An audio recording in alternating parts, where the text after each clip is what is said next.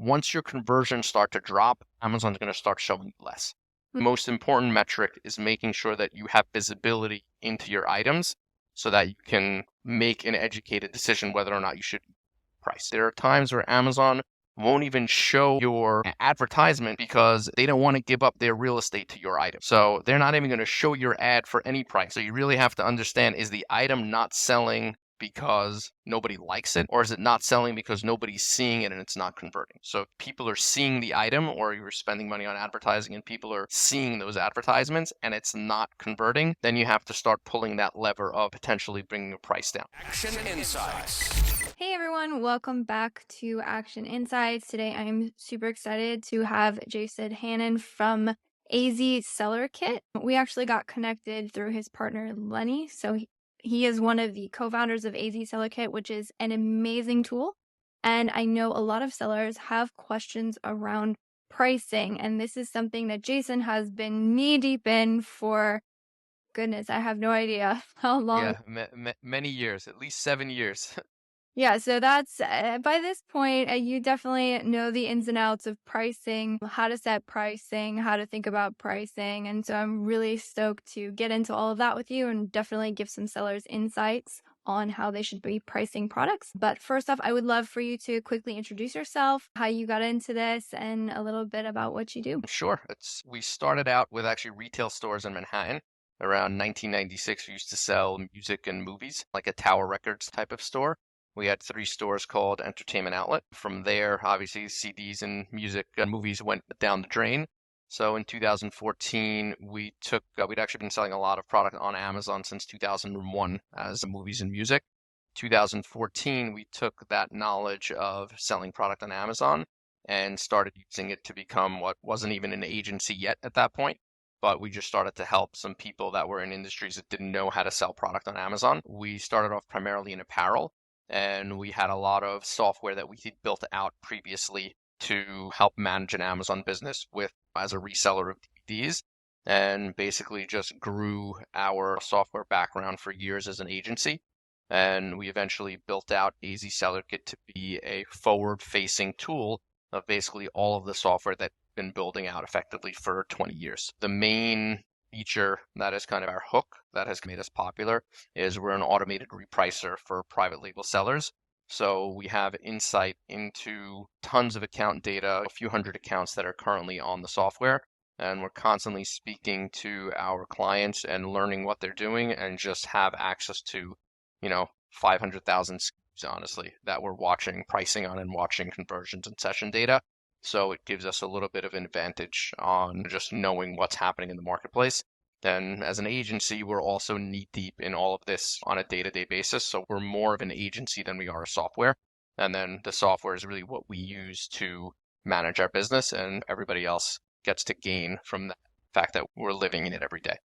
Awesome. Yeah, I know when Lenny and I first connected, he was saying that you had got into it with a lot of clothing brands. And I was thinking yeah, a lot of SKUs to manage when you're talking about SKU volumes in the thousands plus. At that point, repricing almost becomes a necessity and a way to do it at scale that can be pretty daunting without a tool. It's either sleeping or automating. And I ended up not sleeping for a long time until we automated it. And I tried to do it manually for as long as I could until Lenny eventually convinced me that there had to be a better way to manage this process rather than sitting up all night playing with pricing. Happens to be that I love that stuff, and I actually took a while for him to convince me to get the ideas out of my head. But that was quite a while ago. I'm happy we did it, but we really do believe in automating things in a way that is understandable, trying to accomplish the goals of what would you do it could actually manage every day. What would you want to have happen? And building out rules that kind of helped. It's not really built on artificial intelligence that's going to come up with some solution that you can't understand.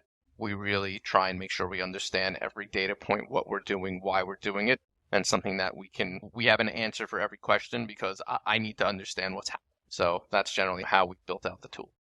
That's amazing. Yeah, so we're definitely speaking to the right person on this question of pricing, the man behind the algorithm. So I'm really excited to really start digging into this, because I know for me having you on, this is a question that I get asked often by our sellers, and we are the ad piece, so I can't speak to this, but I'm like, I know somebody who does. I'm excited to get into this topic. So my first question would be, I know a lot of people will start from square one. They're putting a product on Amazon, and it's like, all right, I have to put a product what's my starting price? Like, how do you even go about approaching your starting line? Yeah, generally you're looking at competitors. You're trying to find some basic Helium 10, look for search volume on the highest search volume keywords and figure out what your item looks the most like on the marketplace. And you're trying to see if you have the margin to actually be at a price that's competitive. Can't you really want to look through that round of keywords and try and see if there's a lot of search volume for a specific keyword, then you want to really try and price in a way that makes sense for a keyword that has a lot of search volume. A lot of times people try and set their pricing without looking at their competitors or at that the main keyword that people are going to be looking at.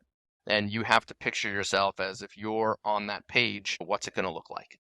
And if you're not in the same ballpark, especially when you're launching, you're not going to have reviews, but you need to be at or lower in the beginning. And then you can figure out if you can work your way up once you've actually built up some product ranking and some variations and things like that. But day one, you got to look at your competitors, and that's pretty much it.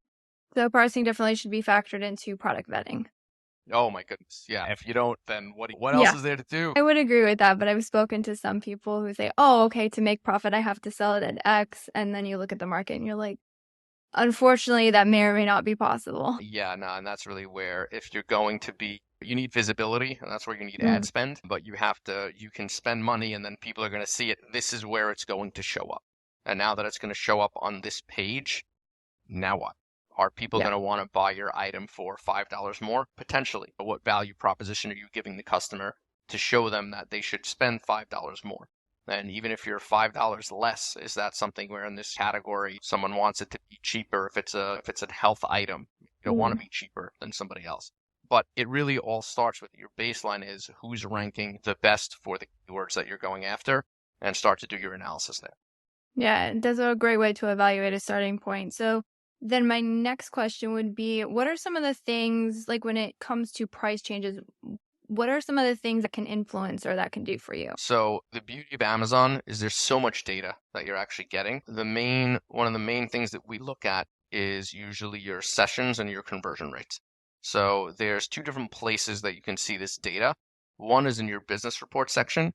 You have what they call a unit session percentage, which is basically what that loosely is defined is as conversion rate. It's just different on Amazon than your ad spend conversion rate. But what that's actually saying is for every person that clicked on your listing, how many people actually purchased an item and what is that rate? So this is a super important thing to look at. What we live by just tracking our sessions. We don't even look at the unit session percentage for the most part because we know that if it's converting, Amazon will show you more.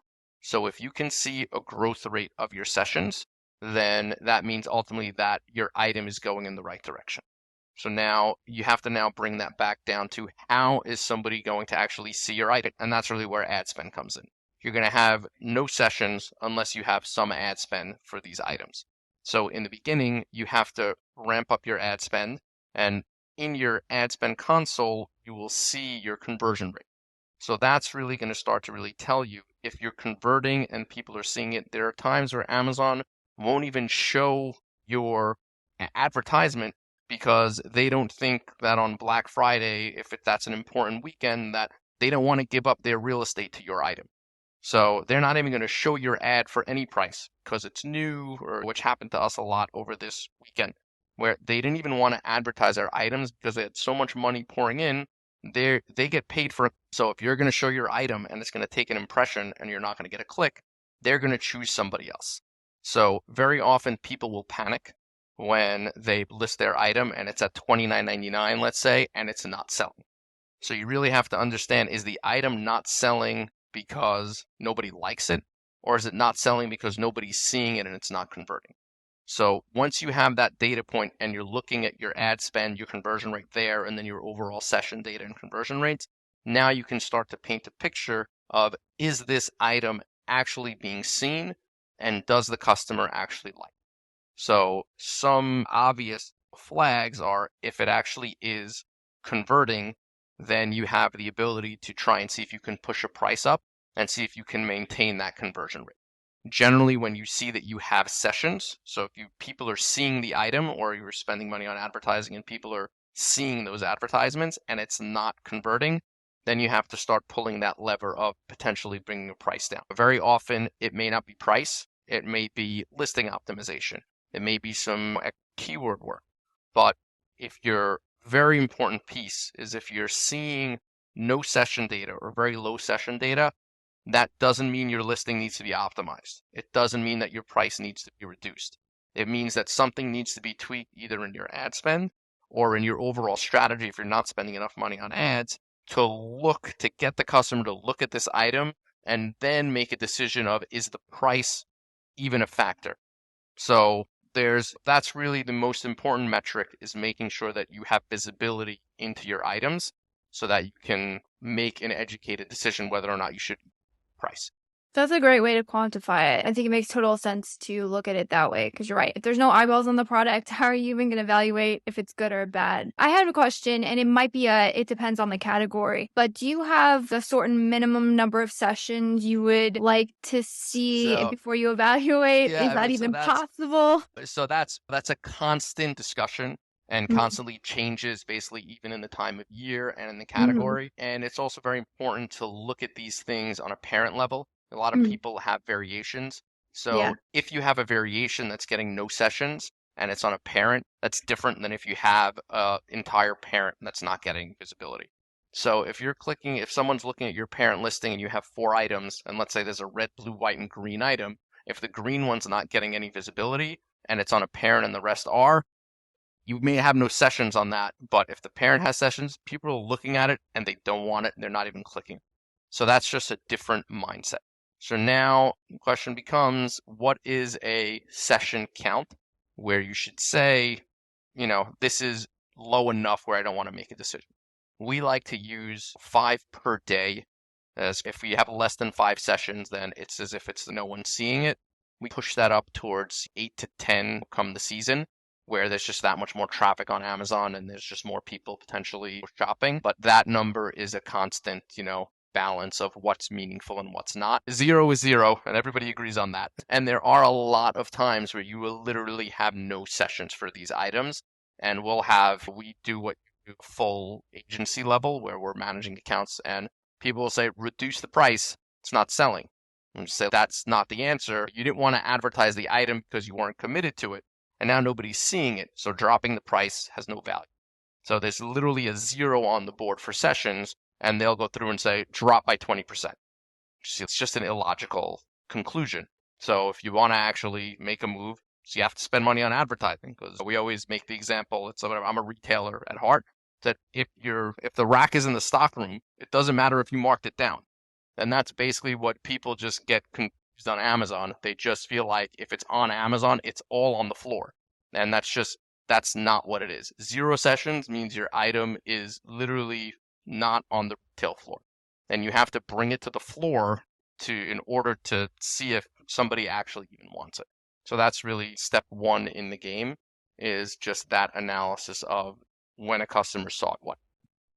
Yeah, I love that. And I think talking about, okay, so providing we have sessions, providing you have some kind of conversion rate data to base off of, when would you determine, hey, maybe we should test adjusting our price? Do you have specific triggers for that? Do you Yes. always be Yeah, I mean, testing? definitely. Yeah, we're in always be testing is our mantra, and we like to test in small increments. Our software is ultimately built on my philosophy, which is very much just I have anxiety. So I like to move slowly up because I'm always nervous. And if something is not working, then we'll generally drop pretty quickly. A general rule that we go by is if our conversion and velocity has dropped by 15% over any 24 to 48 hour period, just go back to where you were before. Barring we have some categories that have a Saturday, Sunday type of business where they're business type items, and so we'll exclude things from that.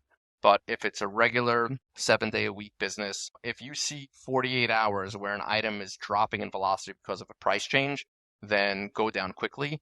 And if we move up in 2% increments, 4% increments, just to test the water at literally each price point.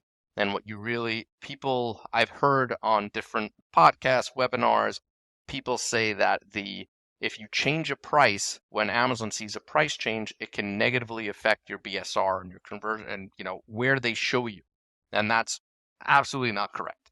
What Amazon does not care if you sell your item for $50 or $100, but when you make a big move, they immediately see conversion rates drop. So if your conversion rates are dropping, then they're going to stop showing you where they were previously showing it. So if you move up slowly, then you're much more likely to catch a massive drop and be able to adjust and bring your pricing back down than if you try and say, oh, my item's $30 today, let me try $40. Maybe people will buy for $40.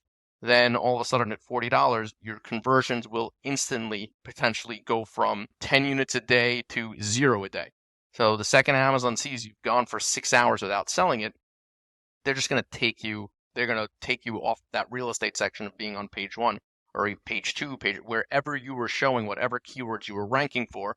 Once the item stops converting, they're just going to pull you off. So it really is more about making sure that you don't have any massive drops in conversion and moving your pricing up incrementally. Be patient, go slowly. It's definitely worth it, because when you fall off the mountain with Amazon, it's really much harder to get back up. Yeah, and I would also imagine that allows you to more easily find the sweet spot, because if you're going from, say, 30 to 40, what if your sweet spot was 32, but you went from 30 to 40 to back down to 30? You've missed where you could have been versus, again, Exactly. shooting yourselves in the foot. Yeah, no, and even worse, people think that when you go from 40 to, let's say you went from 30 to 40, and you went from page 1 to page 80, then when you put it back to 30, you're on page 80, so no one even knows. And they're like, but I don't understand. I reduced it back to 30. I was selling 15 a day. Now I'm selling 1 a day. What's wrong with Amazon? Nothing's wrong with Amazon. Told Amazon to put me on page 80. And now that you're back at the original price, you're still that far in the back of the line. So now you're going to have to spend a ton of money on advertising to just bring yourself back to where you were before. So if the sweet spot was 32, it's going to cost you that much more money in advertising to find out that you can even get back to 32. Because if you leave yourself for too long, you just keep dropping. And people have to understand that with Amazon, when you drop your page rankings and you drop in those keywords, that a simple price change does not bring you back up to page 1. Like we were saying with the sessions and the visibility, obviously. Like Correct. you shot yourself with the sessions, and so now you have to work to get the sessions back before you can then reassess. Well, so here's another question, because we answered the one on how you should go up or down. I think you covered that masterfully. But my next question would be, so you're saying always be testing. Is there a specific time you should adjust your price, or are there times when maybe you shouldn't be adjusting your price? In that sense, I'll say you have to have an understanding of your categories for the most part. And we like to test higher pricing when you're going into a higher conversion rate period, even days of the week.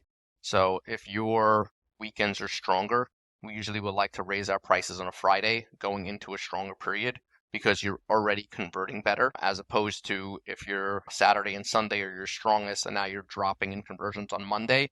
If you now add in another factor of raising your price, which might negatively affect your conversions, now you're hitting a double whammy to the Amazon algorithm that's basically saying that we're not converting. So you want to try and push up pricing during when you think your item is going to do best. For the most part, most accounts will have some very easy charts that you can map out with any software that will show you like your days of the week of when you're performing well. And that's generally how we like to move our pricing up. And for the most part, with that same logic, generally like to only move pricing up if the velocity is going in the right direction. So if an item is suffering in general and you're trending down, that's, again, unless you have no choice, cost change, price, something happen in the market where you have to raise a price. This is talking about when do we want to make a strategic price move up. You want to make a price move up when your item is trending in the right direction overall. And So by that right direction, are we obviously like conversion rate, but would you also say increasing in sessions? generally velocity in sessions, we look at velocity as really the key metric. And because velocity in sessions are almost like 1-to-1 when we map them on our graphs. They almost always go in the same line. The only difference is your velocity data is usually more current than your session data, because Amazon, I think on the report section, it's 2 days. It's 2 days back. And now through the API, we're seeing it 1 day back, which is a lot better than it's been, but that only, is visibility the last 2-3 months. But you're a day behind. So we really map everything to velocity because it's more current. And we historically didn't want to wait 2 days to make a decision. And just so we really were always mapping velocity to sessions, and it really is very rare that those two things diverge. That's really interesting. I guess it's not a side point in pricing. So are you saying you typically see with increases in sessions also comes increases in conversion rate? Am I reading? It's almost what came first, the chicken or the egg? Is Yeah. why is Amazon going to, you have your ad spend, right? Which is really what kicks you into gear. And once you have your ad spend and people are seeing the item, if it's converting, Amazon's going to show you more. If it's not converting, they're going to show you less. And what does converting mean? Ultimately, it's just velocity in sales. So at the end of the day, when your sessions are moving in the right direction, it usually means your sales are good and your conversions are good. Once your conversions start to drop, Amazon's going to start showing you less. So there's that spot, and you can map it. We look at every item. You can literally map it by day of what happens, and you see right away the minute your conversion rate starts to go down, your sessions will start to drop, which means that your sales are basically starting to drop also. So all those things just always go. It's almost like a very similar graph for all of those. And it's a matter of making sure that which is what we always go to because that data is the most current, is always velocity, that when your velocity starts to drop, that if you can move a price, that you want to move your pricing down in order to protect against any velocity drops. And when you're going in the right direction, to take that opportunity to try a higher price because your sessions are moving in the right direction. Amazon's showing you more. So I think the easiest example that everybody knows is when you're on page 2, if you're selling something for $25, you might be able to get $30 on page 1. Just because the tendency of shoppers is on page 1, they're less price conscious. Once you get to if they spent the time to scroll through all of page 1 and get to page 2, chances are that they're going to keep looking and go to page 3 or 4, and it's a much more price conscious customer. If you made it to page 1, you put the work in, you spent the money, you reduce your pricing, that's really your time where you can test higher pricing, and potentially you'll keep converting at that higher pricing. And now we always say take advantage of that upward spiral, where don't take that extra margin and not spend money on advertising. Like now you have more margin, double down. And now you see that it's converting at $27. It used to be at $25. You're converting just as much or more. You have more margin, put it into ad spend and keep the flywheel going so that you continue to push up to as close as you can to be number 1 for the keywords that you're going at. Yeah, we've seen very similar things with completely different conversion rates on page 1, page 2, page 3. I would agree with you. There's very conscious shoppers so you tend to see better performance. I know you've touched on this a little bit, but I would love to expand on it a little bit more. So I know there's some things you were saying on being careful, like adjusting rapidly with your pricing. Is there anything else we should be careful of when it comes to price adjustments? Yes. So there's some major things that we've messed up over the years that we've learned, and then with each screw up we learn painfully, and then we try and share with our accounts not to make these mistakes again. One of the scariest things is when you're doing price reductions. If you have product on other marketplaces, a Walmart, your own, it's usually Walmart, Macy's, Target, Sears, these other marketplaces that you can't control. When you reduce your price, you will very often have a competitor like Walmart match to that price point, which is all fine and dandy, but now you want to raise your price. When you go to try and raise your price, if Walmart doesn't, Amazon will press your buy box and they won't allow you to advertise that item, and it'll say available from these sellers. So sometimes it can take 24 hours to clear, sometimes for Walmart to change their price back. Sometimes it can take up to 30 days. So if you know you're on other marketplaces, then before you go and test your whole catalog of 1,000 SKUs, which we've done in the past, test one. Try and understand what's happening and what Walmart's going to do and what Macy's is going to do and if they're going to price match. And then try and see how long it's going to take for your price to go back up when you raise your price. Sometimes Walmart will go right away and you just have to be patient. But very often, especially if you're using software, you'll try and bring your price back up, and then software will automatically bring your price back down to match the buy box. So you'll end up in this downward spiral of you wanted to test a lower price, Walmart stays down forever, you stay down forever, and all of a sudden this 1 day price test turns into I have a new price that's 10% lower because you just wanted to test a lower price point. So you really have to be conscious of what the other marketplaces are doing when you reduce your prices. That's a really great call up. My question, so I think that's such a good tip on testing one product versus an entire catalog. One product going down versus an entire catalog. I'll take the one product all day long. Do you find that if it's in like a similar category or similar products, it tends to react similarly on the other marketplaces, or is it's a good limited test? There's no guarantees. Absolutely not. Absolutely. They're the only thing that they usually track UPC codes. So if you have the same UPC on both websites, one of the things that we'll always say is when you're creating the item, create them with 2 different UPC codes. That makes it harder for Amazon to actually track what's happening on other marketplaces. And very often it's too late because you didn't even realize when you created this item, like who knew, we all have a lot of legacy items that are like that. Going forwards, we know create new items with different UPC codes for Walmart and Amazon, but we have tons of products from 2016 that have been up forever and now they're in Walmart and potentially have problems. But there really is no rhyme or reason for what Walmart does for what Amazon's going to scrape because it's just, you don't know what Walmart's algorithm is doing on a day-to-day basis. Like for example, the last month, Walmart has been crazy aggressive with price. They've been reducing everything in a way that we have not seen since they started. All of a sudden, in the last month, whatever we do, they reduce the price and match. And is Amazon going to scrape that, or it's up to them? But just being conscious of what they're doing is definitely important. Yeah, and that was a great pro tip on the UPC codes. I had no idea about that. So those of you listening looking to get into Walmart or other marketplaces, I definitely recommend that you take Jason's tip and make sure to differentiate UPC just codes. put another UPC code on it. It's worth the 5 cents or 25 cents or whatever it is that it's going to cost you, especially because Walmart usually does 10% of what people do on Amazon. So you'll end up sacrificing margin on Amazon because you can think to let a warehouse or a 3PL or your own warehouse to just build it with a different UPC code the first time.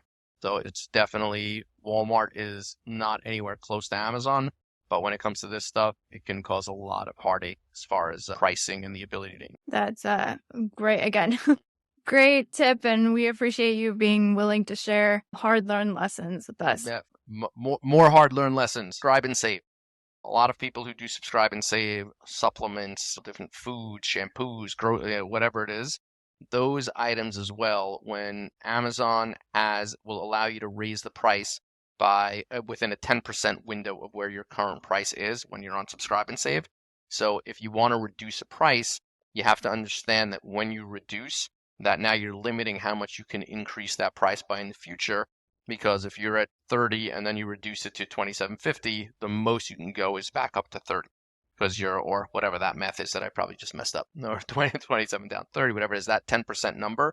So what we will usually recommend is that if you want to test a lower price point, turn it off on subscribe and save.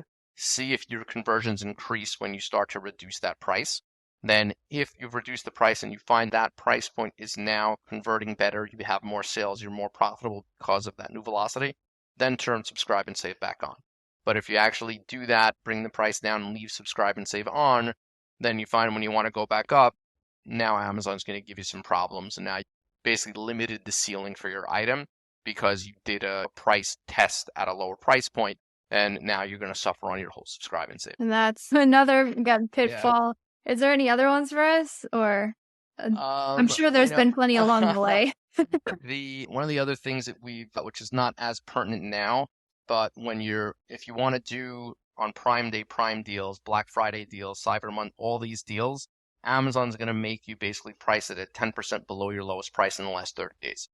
So you want to make sure in that run up to any of these sales that you don't just for the sake of trying test an item and drop it by $2, $3, $5 for whatever reason. Because when you do that, you're going to end up shooting yourself in the foot, and all of a sudden Amazon's not going to let you run a Black Friday deal at a price that you want that could have been profitable and could have done really well. Then you'll end up shooting yourself in the foot. And something that we do a lot of Black Friday and Cyber Monday deals, and something that happened, which I'm not sure if it's happened on Prime Day, but it may have. Amazon set their desktop filter to set to Black Friday and Cyber Monday deals only. So when you log on to your desktop, if you're not in that deal category, your items are effectively going to. So if you limited yourself by reducing a price in the run up to any deals, and now you can't be in that category because now you're going to be selling below cost or whatever that is. Now you really just shot yourself in the foot for what you Black Friday, which now turned into 5 days. So now it's the 5 busiest days of the year. You really want to protect against making those kind of mistakes and dropping price in that run up. Definitely painful. That's great points for sure. And I know, again, it's another thing that you touched on in the beginning on determining, like, okay, what should you be tracking? How should you be effective? But I'd love for you to cover that again. So when you're adjusting prices, again, gradually up or down, paying attention to these potential pitfalls, how do you determine like the effectiveness of price change? What are you tracking? How do you say, okay, that worked? No, that didn't. So we generally, one of the things that we like to look at is, especially recently, since March when the world changed, so like before and after, I guess we'll call it the war, when the whole world seemed to change for at least Amazon sellers, reducing price has become a lot more important than it did before. Like we really spent better of, since COVID started, 2 years, it feels like, just testing price increases. And the rule that we had really gone by was always that a 2% increase, 4% increase usually didn't hurt you on the way up. And it also on the way down didn't make a difference. So for that reason, if it's not going to make a difference on the way down, you may as well go up because no one seemed to be looking at price. So for us, price increases was always just the way to go. We barely showed, unless we would always say go big or go home. If you're not going to drop your price by 10 to 20%, it's not even worth doing. Now what we're finding is that since, we'll call it April, May, whatever it is, and even more so as the world seems to keep changing, is that bringing down price has become just as important, if not more important, than increasing price. And we're really starting to focus more on profit dollars as opposed to profit margin. We'll have a lot of sellers that will come to us and say, I can't work on less than 30 points margin. I just can't. I'll be like, so you want to sell one piece at 30 points margin, you'll make $10. But if you can sell 50 pieces at 20 points margin, you're going to make $500. So I understand that the margin isn't necessarily there for you, but the world has changed. Really trying to focus on, as opposed to margin, looking at your profit dollars week over week, understanding at X velocity versus a lower velocity at a higher price, trying to understand, does it make sense to have an item at a lower price and sell that much more if you can get closer to page one, conversions can go up, and really just starting to look at that profit dollar number and focusing less on what my margin is. Because that's just, again, the world's changing quickly. And it's something that if you would have asked me a year ago, I would have had a totally different answer. And now just looking at the data, everyone's inflation, costs are going up, and that's all we're hearing. And prices are coming down. So there's a margin squeeze where costs are up and everybody has more inventory than they believe that they thought they would at this point. Everybody ordered in 2021 forecasting 2022 being at 25% higher, and it's really at par 25% lower, which ultimately means that everybody's got more inventory. So at this point, there used to be more demand than supply. Now there's more supply than demand. So pricing and moving pricing down has really become much more important, because even if have a hard time explaining this to some people, but even you did a good job managing your inventory, doesn't mean that your competitor did a good job managing his inventory. So if his prices are lower and if the whole market is pushing down because they're overstocked, you have to be in line with the market and really try and find that price where your overall profit dollars is basically better than it was at a previous price. Yeah, and that kind of brings us back full circle to what you were talking about in the beginning, evaluating starting price. It's you need to be also looking at the market and what the market is pricing at. And that ultimately does have a big play on how customers view your products and ultimately determine if your product is valuable versus them. Yeah, definitely. And there's definitely a very big difference between legacy items and new items. On a legacy item where you have a ton of reviews and the Amazon algorithm has been seeing it forever, the ability to push up pricing on that stuff is going to be a lot easier. But if you're new on the block, you're launching something to that effect, price is going to be a much bigger factor in getting a customer to ultimately choose your item over else's item. Yeah. Thank you so much. This has been great. You've dropped so much information. I've learned some stuff myself. I'm definitely going to be directing my sellers who asked the pricing question now to this recording. But before we go, I would love if someone says, hey, I would love to take a look at your pricing tool or maybe at your agency. Maybe I could use some help there. How can people get a hold of you?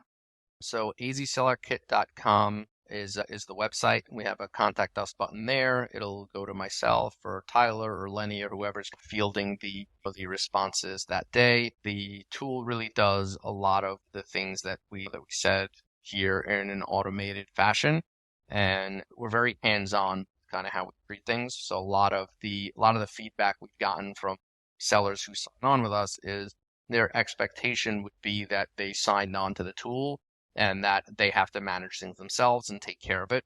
And they're surprised and we don't do a good enough job marketing the fact that we really are getting in the weeds with you and managing your catalog with you and making sure that you're implementing the right strategies for your items. Once an account gets synced, we really do see a lot of data right away that just stands out to us because we're doing it every day.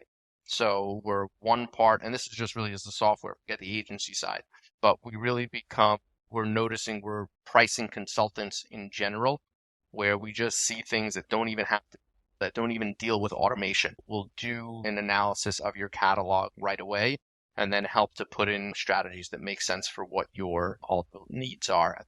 Awesome. Yeah, we'll definitely have all those links below so you can go check out AZ Seller Kit, get in touch with Jason and his team. And again, thank you so much for being on. It's been a pleasure. If you're ready to get serious about your e-com business, you've found your new home. See you next time on Action Insights.